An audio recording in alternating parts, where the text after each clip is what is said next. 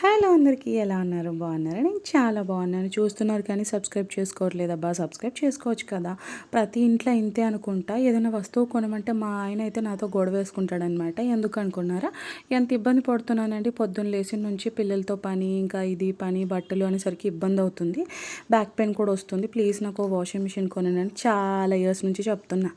విషు పుట్టిండు, పెద్దగా అవుతున్నాడు. చిట్టాలు పుట్టింది, అది కూడా పెద్దగా స్కూల్కి కూడా పోతుంది. ఇంకా ఈ నాయన మాత్రం అస్సలు కొనలేదనమాట.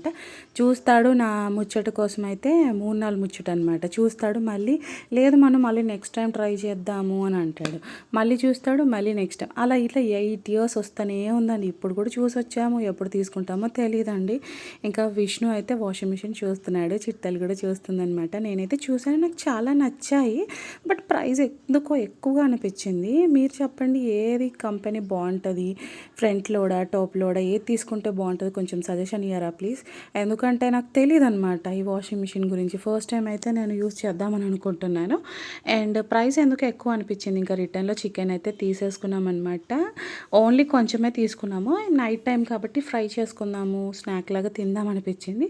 నేనైతే బయట వెయిట్ చేస్తున్నాను వాళ్ళ కోసం. అయితే మీరైతే సబ్స్క్రైబ్ చేసుకోండి, లైక్ చేయండి, షేర్ చేయండి, కామెంట్ చేయండి. ఎవరో తెలిసిన వాళ్ళలాగా అనిపిస్తే అలానే చూస్తూ ఉన్నాను అనమాట. మీరైతే మర్చిపోకండి, చెప్పండి ఏది బాగుంటుందో. బాయ్.